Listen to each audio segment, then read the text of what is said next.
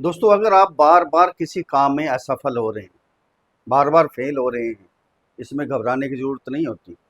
हमें कड़ी मेहनत करनी होगी, अपने ऊपर विश्वास करना होगा।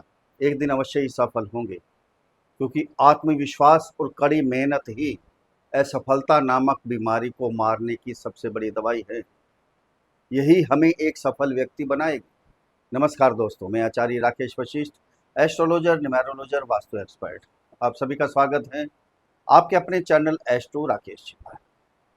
दोस्तों, पूरे 100 साल के बाद राहु और केतु दोनों का एक ही दिन के अंदर नक्षत्र परिवर्तन हुआ है।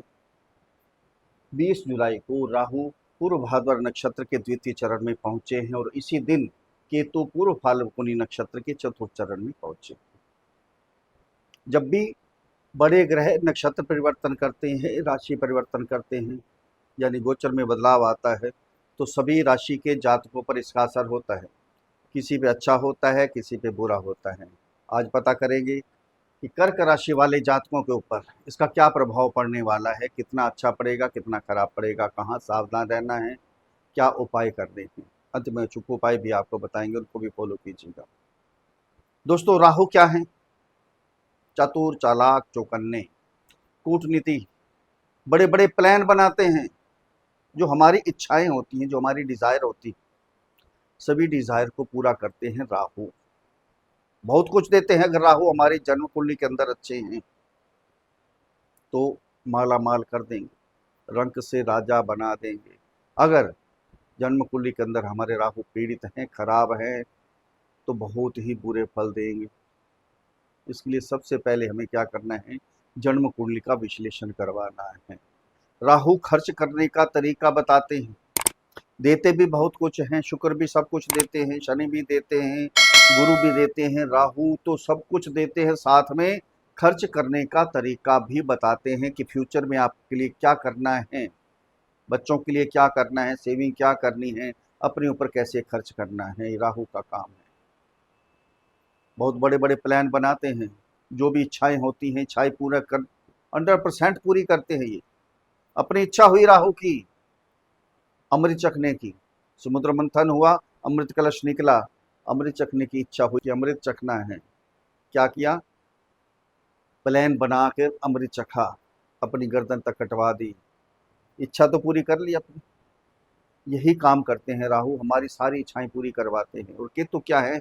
हमें अध्यात्म की तरफ लेकर जाते हैं। रहस्य में जो खोज करते हैं, हम रिसर्च करते हैं, जो साइंटिस्ट हैं, जो तंत्र मंत्र विद्या ग्रहण करना चाहते हैं, या जो ज्योतिष में काम करते हैं, केतु उनका साथ देते हैं।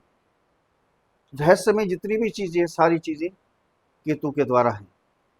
अलगाव भी पैदा करते हैं केतु। राहु मिसअंडरस्टैंडिंग पैदा करते हैं, एक दूसरे के प्रति शक पैदा करते हैं, और केतु एक दूसरे को दूर करने की कोशिश करते हैं। ये है राहु और केतु। अब दोनों का एक ही दिन में, राहु जो है गुरु के नक्षत्र में, चतुर चालाक चौकन्ने तो पहले हैं, गुरु के नक्षत्र पूर्व भाद्र नक्षत्र के द्वितीय चरण में प्रवेश किया है। साथ में गुरु का ज्ञान भी प्राप्त हो गया। और केतु शुक्र के नक्षत्र में, चतुर्थ चरण में, शुक्र के नक्षत्र में क्या हुआ? अब विलासता की जो भी चीजें हैं, मौज मस्ती की जो भी चीजें हैं, सब कुछ केतु आपको दिलवाएंगे। कुंडली के अंदर अच्छी चीजें होनी चाहिए। बस, अगर कुंडली के अंदर हमारे ग्रह अच्छे हैं तो सब कुछ हमें प्राप्त होने वाला है। दूसरी जन्म कुंडली पर आधारित वीडियो नहीं है, ये राशि कुंडली, चंद्र कुंडली पर आधारित वीडियो है। जिनकी जन्म कुंडली के अंदर 4 नंबर पर चंद्रमा विराजमान है, उनके लिए वीडियो है, या जिनका नाम कर्क राशि पर रखा गया है। अगर अपनी जन्म कुंडली का विश्लेषण करवाना चाहते हैं तो नीचे वीडियो में नंबर है, डिस्क्रिप्शन बॉक्स में नंबर है, वहाँ मैसेज कीजिए, आपको रिप्लाई किया जाएगा। छोटी सी फीस है, उसको अदा कीजिए, आपको समाधान दिया जाएगा। कहाँ गोचर कर रहे हैं राहु? कर्क राशि वालों के 8th हाउस में, और केतु आपके 2nd हाउस में। 8वां घर क्या है? अचानक। अब मूल त्रिकोण राशि है राहु की, कुंभ राशि। पराशर जी ने क्लियर लिखा है, राहु जब भी अपनी मूल त्रिकोण राशि कुंभ राशि में प्रवेश करेंगे, बहुत अच्छे फल देंगे। अच्छे नहीं, बहुत अच्छे फल देंगे। और साथ में गुरु का ज्ञान भी प्राप्त हो गया। अब अध्यात्म की तरफ आप जाएंगे, आपका ध्यान अध्यात्म की तरफ लगना शुरू हो जाएगा। ये मोक्ष का स्थान है, ये 8वां घर। धर्म अर्थ काम मोक्ष, धर्म अर्थ काम मोक्ष, धर्म अर्थ काम और मोक्ष। ये अब किसी ना किसी संस्था से आप जुड़ेंगे, आपकी जो पैतृक संपत्ति है उसमें कोई विवाद चल रहा था, कोई प्रॉब्लम आ रही थी, नहीं मिल पा रही थी, अब राहु यहाँ गोचर है और साथ में गुरु का ज्ञान साथ में प्राप्त हुआ, तो वो भी आपको मिलने के पूरे चांस हैं, पूरी आपकी हो जाएगी, सारी मनोकामनाएं आपकी पूर्ण होंगी।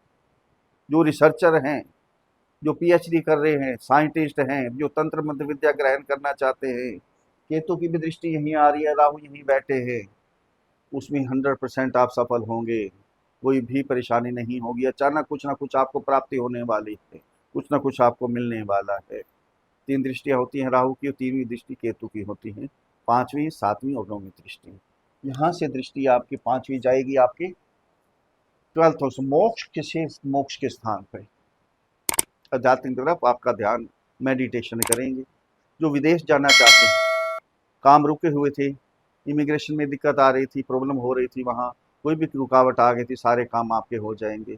जो जॉब करने के लिए या धार्मिक यात्रा के लिए आप जा सकते हैं विदेशों में, जो बिजनेस करने के लिए जाना चाहते हैं या कोई इम्पोर्ट एक्सपोर्ट करना चाहते हैं, सबके रास्ते यहाँ खुल गए। यहाँ खर्चा भी होगा, ध्यान देना, लॉन्ग ट्रैवलिंग भी होगी, यात्रा धार्मिक यात्रा भी हो सकती है, ज़्यादा चांस तो धार्मिक यात्रा के हैं क्योंकि गुरु के नक्षत्र में राहु गोचर कर रहे हैं।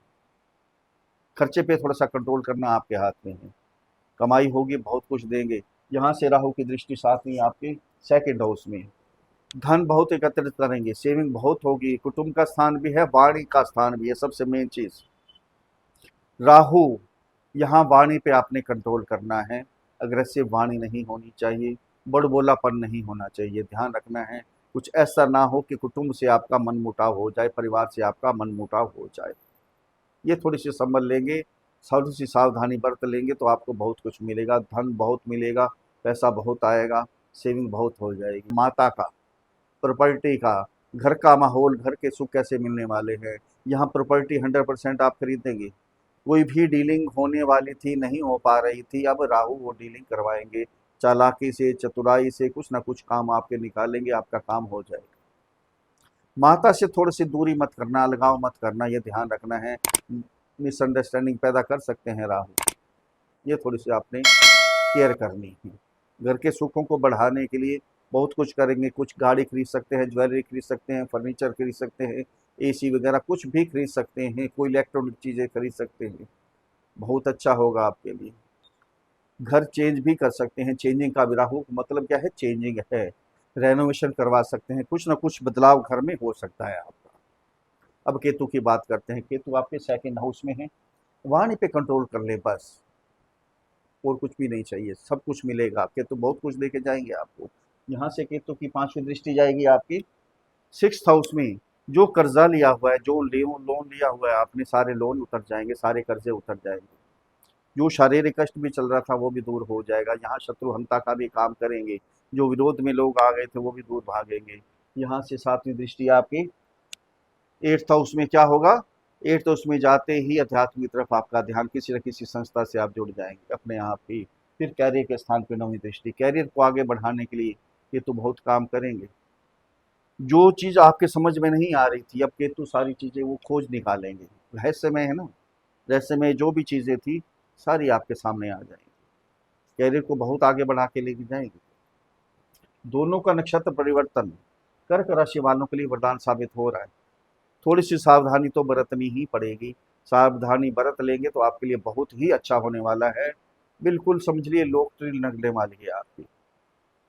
अगर मेरे समझाने का तरीका आपको अच्छा लगा है तो चैनल को सब्सक्राइब करें, वीडियो को फॉलो करें, शेयर करें, लाइक करें, एक छोटा सा कमेंट्स लिखकर भेजें, जय श्री राम, हर हर महादेव, बड़ी प्रसन्नता होगी। उपाय क्या करने हैं आपने, माता की सेवा कीजिए, पिता की सेवा कीजिए।